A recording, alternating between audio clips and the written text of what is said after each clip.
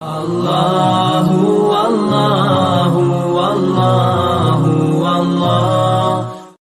فرعون کو اس نے وہ خواب دیکھ لیا تھا کہ ایک ستارہ اٹھے گا اور پھر وہ گرے گا تو میری ساری سلطنت کو تباہ کر دے گا۔ نجومیوں سے اس نے پوچھ لیا، اس نے کہا کہ ایک بچہ پیدا ہوگا جو تیری سلطنت کو تباہ کرے گا۔ چاہیے تو یہ تھا کہ وہ توبہ کرتا، لیکن اس نے کیا کیا کہ اس نے بچوں کو قتل کرانا شروع کیا۔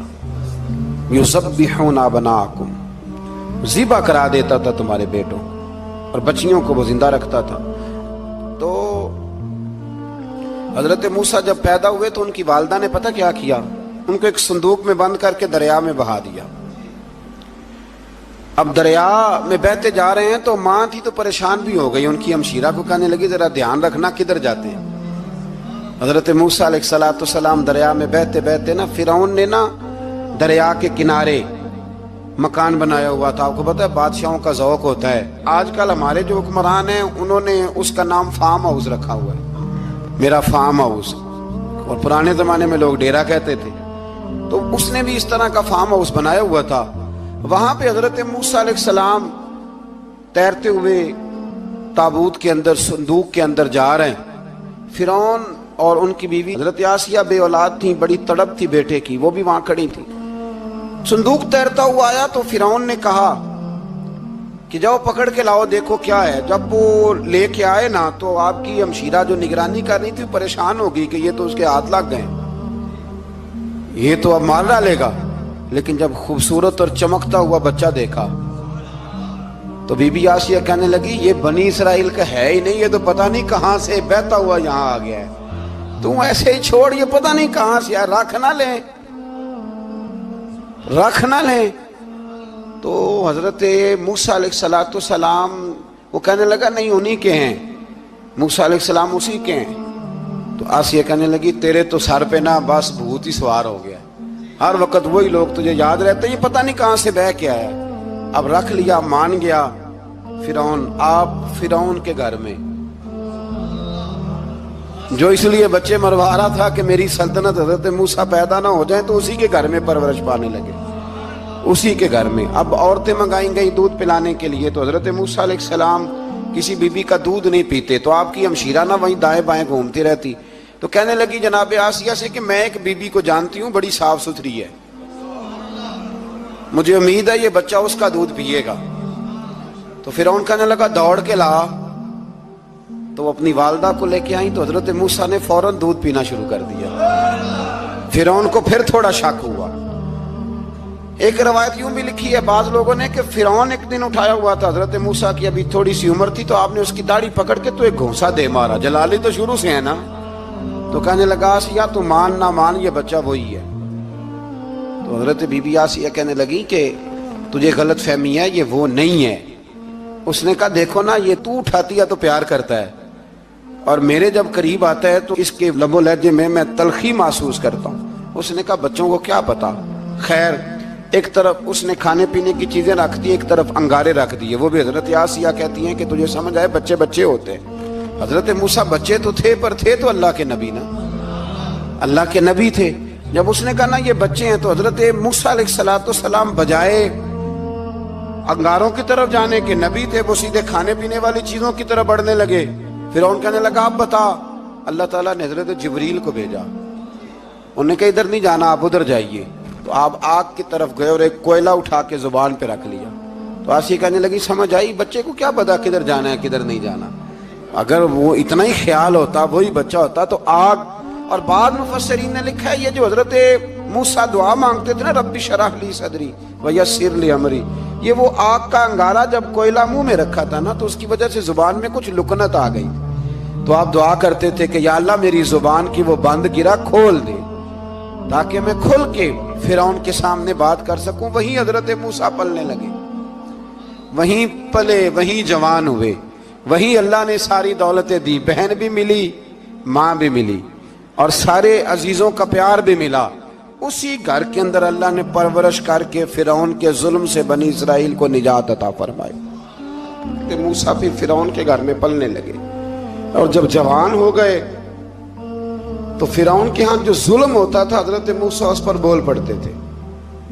जलाल फरमाते थे। तो फिरौन फिर नाराज रहने लगा, यहां तक कि उसने आपको निकाल दिया, आप तशरीफ ले गए वहां से। तो हजरत मूसा एक दिन शाम के वक़्त दोबारा आए बस्ती में, लोग सोए हुए थे। तो दो आदमी, एक बनी इसराइल में से और एक फिरौन की अपनी कौम में से, वो दोनों आपस में झगड़ रहे थे। लेकिन वो जो हजरत मूसा की बनी इसराइल की कौम का शख्स था, उस पर वो कब्ती, वो जो फिरौन के करीबी लोगों में से था, वो जुल्म कर रहा था और बोझ उठाने की बात कर रहा था। अब उसने हजरत मूसा को पुकारा कि ये देखे मेरे साथ किस तरह की बात कर रहा है। तो हजरत मूसा का इरादा भी नहीं था, आपने बस उसको समझाया, पर कुछ लोगों को समझ। तो हजरत मूसा ने फिर एक मुक्का मारा, एक घोंसा मारा, सिर्फ एक ही। ये कई तगड़े और दलेर इस तरह के भी होते हैं कि घोंसा एक भी बर्दाश्त नहीं करते। वो एक मारा, आदमी धड़ाम से जमीन पे गिरा और मारी गया। हजरत मूसा का इरादा नहीं था, लेकिन वो मर गया। हजरत मूसा अलैहिस्सलाम ने इस बात पर अपने रब से इस्तगफार भी फरमाई। कुरान कहता है कि उन्होंने माफी चाही कि अल्लाह मेरा इरादा नहीं था। बहरहाल अगले दिन ना हजरत मूसा दोबारा आए। वो सुना करते थे ना हम कि बेवकूफ दोस्त से अक्लमंद दुश्मन बेहतर होता है। वो कम से कम दुश्मनी तो अक्लमंदी से करता है ना, लेकिन जो बेवकूफ दोस्त हो बेवकूफ। हजरत मूसा दोबारा आए तो वो बनी इसराइली अगले दिन किसी और से झगड़ा कर रहा था। फिर उसने मदद के लिए पुकारा तो हजरत मूसा कहने लगे, मुझे लगता ये है कि तेरी आदत है, तो खुद बड़ा झगड़ालू है, तूने रोज नया झगड़ा शुरू किया होता है। हजरत मूसा जब उसकी तरफ बढ़े ना डांटने के लिए, तो उसने शोर करना शुरू कर दिया, कहने लगता है जिस तरह आपने उसे कल कत्ल किया था, मुझे भी कत्ल ही करेंगे। ये इंसानों का मिजाज है कि आप जब तक किसी के तबीयत के मुताबिक चलेंगे वो राजी रहता है, और जरा आप उसकी तबीयत से हटते हैं तो वो शोर करता है। उसने कहा जी आप मुझे भी लगता है मारेंगे। हजरत मूसा कलीमुल्लाह अला नबीना अलैहिस्सलातु सलाम के बारे में जब उसने शोर किया तो बात फिर फिरौन के दरबार तक गई। वो तो पहले ही बहाना तलाश कर रहा था। उसने कहा ढूंढो, पकड़ो और माज़अल्लाह शहीद करेंगे। किसी ने आके खबर दी कि आप जहाँ से हिजरत कर जाएं, इसलिए कि आपके लिए यहाँ हालात दुरुस्त। और भाई ये छोड़ दिया करें बात कि फला आदमी के हक में फलां जगह हालात कैसे खराब हुए, तो नबी करीम अलैहिस्सलाम मक्का छोड़ के क्यों आए? हजरत मूसा अलैहिस्सलाम ने हिजरत क्यों फरमाई? ये एक ऐसी अजीब बहस है जिसको लोग बिला वजह छोड़ देते, बिला वजह छेड़ देते हैं। और बिलखुसूस एक खातून ने एक दफा मुझे पैगाम दिया तो मैं बड़ी उसकी बात सुन के मुझे अजीब लगा। वो कहने लगी कि दूसरी जगह मेरी शादी हुई है, मुझे तलाक हो गई थी। तो मुझे एक ताना रोज सुनने को मिलता है, तो इतनी अच्छी होती तो वहां ना रह लेती। तो भाई ये कोई ताने वाली बात है? कोई जरूरी है कि बीवी गलत होती है तो तलाक होती है? अल्लाह के महबूब अलैहिस्सलाम की दो साहिबजादियों को अबू लहब के दो बेटों ने तलाक भेज दी थी, किसकी गलती थी? तो आप क्या कह सकते हैं यहाँ क्यों तलाक? तो इतनी जल्दी बात थोड़ी कर देंगे आप, थोड़ी एहतियात फरमाएं बोलने में। तो हजरत मूसा अलैहिस्सलाम वहां से निकले और आप मदियन की तरफ चले गए। मदियन वो इलाका था जहां फिरौन की हुकूमत कोई नहीं थी। हजरत मूसा जैसे ही वहां पहुंचे तो उनके अंदर एक जज्बा था, जुल्म होता नहीं देख सकते थे। जब वहां पहुंचे तो उन्होंने देखा लोग अपने अपने जानवरों को घाट पे पानी पिला रहे हैं और दो खवातीन हैं वो बिल्कुल पीछे खड़ी हैं। तो हजरत मूसा कलीम आगे बढ़ के कहने लगे, तुम क्यों नहीं पानी पिलाती? तो वो कहने लगी, हमारा भाई कोई नहीं, बाप हमारा बूढ़ा है। अल्लाह अकबर। मजबूरी ये है, हम हैं भी पर्दादार घराने की, मजबूरी हमारी ये है कि जब तक ये सारे लोग पानी पिला नहीं लेंगे उतनी देर तक हमारी बारी नहीं आएगी। तो हजरत मूसा कलीमुल्लाह अलैहिस्सलाम फरमाने लगे, अच्छा ये बात है तो जानवर मुझे दो। वो हो ये रहा था कि चूंकि मर्द पानी पिला रहे थे तो और जितने भी मर्द आते जाते थे वो घुसते जाते थे, वो घुसते जाते थे और औरतें बेचारी खड़ी थी। हजरत मूसा झट से आगे बढ़े, पीछे हटो। उन दो खवातीन पाकबाज औरतों के जानवरों को पानी पिलाया और फिर आप दोबारा वहीं बैठ गए। वो बीबियां जल्दी जल्दी घर गईं, जाके अपने वालिद से कहने लगी, अब्बा जी कमाल हो गया, इस बस्ती में एक ऐसा आदमी मिला है जो औरतों की तरफ देखता है तो नेकी करने के लिए आगे बढ़ता है। جو مجبور اور بےکس کے لیے اچھے جذبات رکھتا ہے، فرمایا جلدی لاؤ۔ کچھ مفسرین اور طرف بھی گئے ہیں، لیکن جمہور نے لکھا ہے کہ وہ حضرت شعیب علیہ السلام تھے۔ حضرت شعیب نے گھر بلایا، اپنی ایک بیٹی کو بھیجا، فرمایا بیٹے بلا کے لاؤ۔ وہ جب گھر آئے تو آپ فرمانے لگے آپ میرے ساتھ اجرت طے کر لیں، 8 سال یا 10 سال آپ میری بکریوں کو چرائیں، میرے گھر میں رہیں۔ اور پھر فوراً ہی فرمانے لگے اگر آپ ہمارے گھر میں رہیں گے، دیکھ بھال کریں گے، تو میں اپنی ایک بیٹی کا نکاح بھی آپ کے ساتھ کر دوں گا۔ تو 8 سے 10 سال حضرت موسیٰ نے وہاں قیام فرمایا۔ اور پھر جب آپ کا نکاح ہو گیا تو آپ اپنی بیوی کو لے کے مصر کی جانب جا رہے تھے، تو رستے میں ٹھنڈ زیادہ ہو گئی، تو اپنی زوجہ سے کہنے لگے وہاں آگ جل رہی ہے، میں تیرے لیے آگ لے کے آتا ہوں تاکہ تو تاپ سکے، گرمی حاصل کر سکے۔ وہاں گئے تو درخت سے آواز آئی، موسیٰ میں تیرا رب ہوں۔ درخت سے آواز آئی، موسیٰ میں تیرا رب ہوں۔ اور حضرت موسیٰ کلیم اللہ کو وہاں وحی آنی شروع ہوئی، وہاں وہی اللہ تعالیٰ نے انہیں وہ عصا عطا فرمایا جو پھر بعد میں اژدہا بنتا تھا۔ رب کریم نے وہیں حضرت موسیٰ کلیم کو وہیں ید بیضا عطا فرمایا۔ اپنا ہاتھ گریبان میں ڈال کے نکالتے تھے تو چاند اور سورج کی طرح روشنی دیا کرتا تھا۔ ید بیضا لیے بیٹھے ہیں اپنی۔ میں کبھی کبھی کہا کرتا ہوں کہ مولا کے دینے کے انداز بڑے انوکھے ہیں۔ بھائی یوسف کو کنویں میں پھینکتے ہیں تو اللہ مصر کا حکمران بنا دیتا۔ تو پھر حضرت موسیٰ وہاں سے واپس آئے اور آ کر کے آپ نے دوبارہ وہ سارا نظام زندگی شروع فرمایا۔ موسیٰ علیہ السلام نے ان کو دعوت حق دی اور کہا کہ میں تمہارے پاس واضح نشانیاں لایا ہوں، بنی اسرائیل کو میرے ساتھ بھیج دو۔ فرعون نے معجزات پیش کرنے کے لیے کہا تو حضرت موسیٰ علیہ السلام نے اپنا عصا زمین پہ ڈالا، اپنا عصا، اپنی چھڑی، اپنا ڈنڈا زمین پہ ڈالا تو وہ ایک واضح اژدہا بن گیا۔ پھر حضرت سیدنا موسیٰ علیہ السلام نے اپنا ہاتھ گریبان سے نکالا تو وہ دیکھنے والوں کے لیے روشن ہو گیا، ہاتھ کے اندر نور پیدا ہو گیا۔ ید بیضا لیے بیٹھے ہیں اپنی آستینوں میں۔ فرعون کے سرداروں نے حق کو قبول کرنے کی بجائے اسے جادو قرار دے دیا اور کہا کہ یہ تمہیں اپنے ملک سے نکالنا چاہتا ہے۔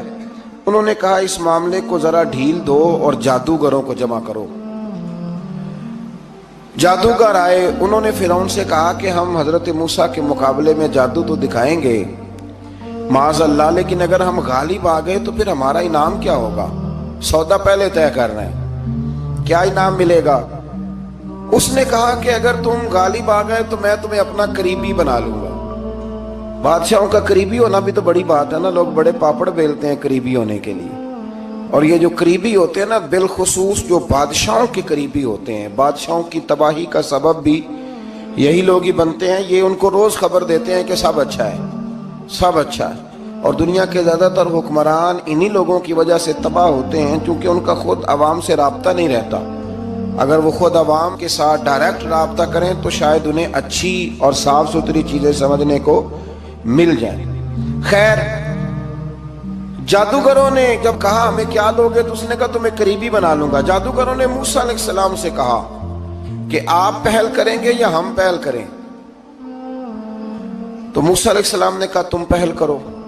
جب جادوگروں نے اپنی رسیاں زمین پہ ڈالیں تو لوگوں کی نگاہوں کو سحر زدہ کر دیا، جادو کر دیا اور انہیں ڈروا دیا۔ انہوں نے کہا یہ تو بڑا جادو لے آئے۔ تو اللہ تعالیٰ نے حضرت موسیٰ علیہ السلام کو حکم دیا کہ آپ بھی اپنا عصا زمین پہ ڈالیں۔ ان کی رسیاں سانپ بن گئی تھی نا، دراصل وہ سانپ بنی نہیں تھی، لوگوں کی آنکھوں پر جادو ہو گیا تھا، انہیں سانپ نظر آ رہا تھا۔ فرمایا آپ بھی اپنا عصا زمین پہ ڈالیں۔ وہ عصا سانپ بنا اور جادوگروں کی ساری چیزوں کو نگل ہی گیا۔ ان کی بہت ساری رسیاں سانپ بنی تھی، ان کا ایک ہی عصا سانپ بنا اور سب کو نگل گیا۔ اس طرح کے معجزے کی حقانیت اور جادوگروں کا بطلان ثابت ہوا اور فرعونی رسوا ہو گئے۔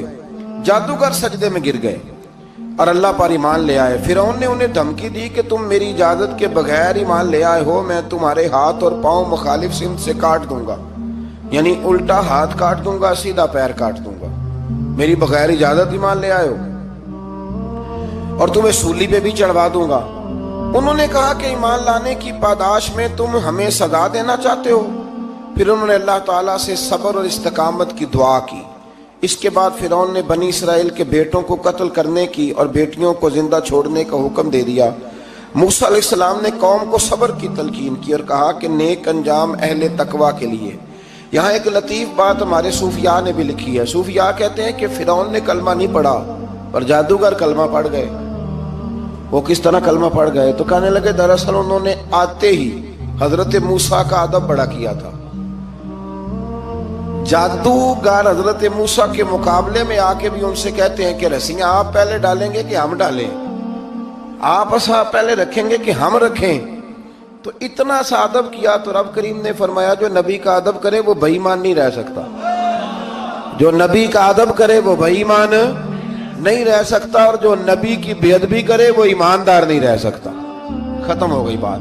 یہاں ہمارے صوفیاء نے یہ بات لکھی ہے کہ چونکہ انہوں نے آتے ہی کہا تھا کہ آپ پہلے ڈالیں گے یا ہم پہلے ڈالیں، تو حضرت موسیٰ سے انہوں نے پوچھ لیا، نبی کے پوچھے بغیر پہل نہیں کی، تو اللہ نے انہیں ایمان کی دولت عطا کر دی۔ اللہ تعالیٰ نے فرعونیوں پر قحط سالی کا عذاب نازل کیا۔ فرعونیوں کا طریقہ یہ تھا کہ اچھائی کو اپنا کمال گردانتے تھے، کہتے تھے یہ ہماری طرف سے، اور برائی کو معاذ اللہ بدشگونی کے طور پر موسیٰ علیہ السلام کی طرف منسوب کرتے تھے، کہتے تھے معاذ اللہ آپ کی وجہ سے یہ سارا کچھ ہو رہا ہے۔ ہوتے نا نہیں کہتے ہیں جب سے میں وہاں گیا ہوں تب سے، ہمارے بزرگ ایک لطیفہ بھی سنایا کرتے تھے کہ کسی زمیندار نے نماز پڑھنی شروع کی تھی تو اس کے جانور مرنے شروع ہو گئے۔ اب لوگ سمجھتے ہیں کہ معاذ اللہ شاید یہ کسی بزرگ کے سبب سے ایسا ہے، حالانکہ یہ تو اللہ کی طرف سے آزمائش ہوتی ہے، اس کی حکمتیں ہوتی ہیں۔ اللہ تبارک و تعالیٰ نے ان پر عذاب کیا نازل کیا؟ آیت نمبر 130 اور 143 کا بھی آپ سورہ اعراف کی پڑھیں تو اللہ تعالیٰ نے ان پر ٹڈیوں کا، جموں کا، مینڈکوں کا اور خون کا عذاب نازل کیا۔ یہ کس قسم کا عذاب ہے؟ جمعے پڑ گئے، ٹڈیاں آ گئیں، یہ اللہ نے عذاب نازل کیا۔ جب وہ عذاب میں مبتلا ہوئے تو موسیٰ علیہ السلام سے کہا کہ آپ اللہ سے دعا کریں کہ ہم سے یہ عذاب ٹل جائے، اگر ایسا ہوا تو ہم ایمان لے آئیں گے، بنی اسرائیل کو بھی آزاد کر دیں گے۔ لیکن موسیٰ علیہ السلام کی دعا کے نتیجے میں جب عذاب ٹل جانے کے بعد فرعونی پھر اپنے وعدے سے پھر گئے۔ بنو قریظہ والوں نے بھی کئی دفعہ حضور سے وعدے کیے پر اپنے وعدوں پر قائم۔ ایک بات آپ سے یہاں روک کے عرض کر دوں، ہم بھی کئی دفعہ کہتے ہیں ذرا بریک کبھی گاڑی کی نہیں نہ لگتی تو ہم ارادہ کرتے ہیں کہ آج سے ہی نماز شروع کر دینی، ذرا طبیعت زیادہ لیل ہوتی ہے تو ارادہ کرتے ہیں نا کہ بھائی آج کے بعد ہم نے نیک، پھر کیا ہوتا ہے شفا ہو گئی تو چھٹی ہو گئی۔ یہ طریقہ درست نہیں، یہ تو کفار کا طریقہ بیان کیا نا قرآن پاک نے۔ یہاں فرمایا جب اللہ تبارک و تعالیٰ نے انہیں نجات دے دی تو اپنے وعدے سے مکر گئے، تو پھر اللہ تبارک و تعالیٰ نے بنی اسرائیل کو سمندر پار کر کے ایسی قوم کے پاس پہنچا دیا جو بتوں کی پرستش کرتی تھی، وہ تو بچ گئے لیکن فرعونی سارے دریا کے اندر غرق ہو گئے۔ حضرت موسیٰ علیہ السلام سے کہنے لگے کہ ہمارے لیے بھی یہ خدا بنا دیجئے۔ حضرت موسیٰ علیہ السلام نے فرمایا بت پرستی کرنے والے جاہل ہیں۔ یہ بت پرست قوم کے پاس جب گئے نا بنی اسرائیل والے، بت پوجتے ہوئے دیکھا تو کہنے لگے ہمارے لیے بھی سامنے بنا کے رکھ دو۔ فرمایا یہ تو جاہل ہیں، تم انہیں دیکھ کے اثر قبول کر رہے ہو، اور اپنی جاہلیت کے باعث یہ ہلاک ہونے والے بھی ہیں۔ پھر اللہ تعالیٰ نے بنی اسرائیل پر اپنی نعمتوں کا ذکر فرمایا، اور موسیٰ علیہ السلام نے اپنی قوم میں ہارون علیہ السلام کو اپنا جانشین فرمایا اور کوہ طور پر تشریف لے گئے۔ اللہ نے فرمایا وہاں آ جائیں، میں آپ کو تورات عطا کرتا ہوں۔ 40 دن کا یہ عرصہ تھا۔ موسیٰ علیہ السلام نے وہاں پہ جا کے، وہ سارا واقعہ بھی انہی آیات میں ہے کہ حضرت موسیٰ نے عرض کیا تھا کہ رب ارنی، یا اللہ میں تجھے دیکھنا چاہتا ہوں، تو فرمایا لن ترانی، تو نہیں دیکھ سکتا۔ وہ بھی یہاں اللہ نے ذکر فرمایا۔ پھر اللہ تعالیٰ نے اپنی ایک تجلی جب کوہ طور پہ ڈالی تو حضرت موسیٰ علیہ السلام تاب نہ لا سکے اور بے ہوش ہو گئے، اور پہاڑ بھی ریزہ ریزہ ہو گیا۔ اس کا ذکر بھی اللہ نے انہی آیات میں فرمایا۔ آیت نمبر 144 سے 155 تک حضرت موسیٰ علیہ السلام کو رسالت عطا کرنے، کلیم اللہ کا منصب عطا کرنے، تورات عطا کرنے کا ذکر ہے۔ آگے چل کے بتایا کہ جو متکبر لوگ ہیں نا وہ آیات الہیہ سے منہ پھیرتے ہیں، اور جو لوگ اللہ کی آیات اور قیامت کو جھٹلاتے ہیں ان کے اعمال باطل ہیں۔ پھر موسیٰ علیہ السلام کے کوہ طور پر قیام کے عرصے میں بنی اسرائیل کے زیورات سے بچڑا بنا کر اسے معبود بنانے کا ذکر ہے۔ ان میں ایک جادوگر تھا سامری، سنا ہے سلالہ میں اس کی قبر ہے۔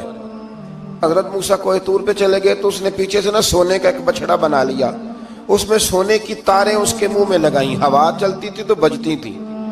اتنے کمزور عقیدے کی یہ قوم تھی کہ انہوں نے فٹافٹ ماننا شروع کر لی، فٹافٹ ماننا، کہنے لگے یہ ٹھیک ہے۔ چنانچہ موسیٰ علیہ السلام جب واپس آئے تو قوم پر غصے اور افسوس کا اظہار فرمایا اور کہا میرے پیچھے تم نے ایسا برا کام کیا ہے۔ انہوں نے تورات کی تختیاں بھی زمین پہ ڈالیں اور اپنے بھائی ہارون علیہ السلام کا سر پکڑ کے اس سے جواب طلبی کی۔ انہوں نے کہا اے میرے ماں جائے، بڑے خوبصورت لفظ ہے قرآن پاک، اے میرے ماں جائے، اے میرے بھائی، قوم نے مجھے بے بس کر دیا اور قریب تھا کہ یہ مجھے قتل بھی کر دیتے۔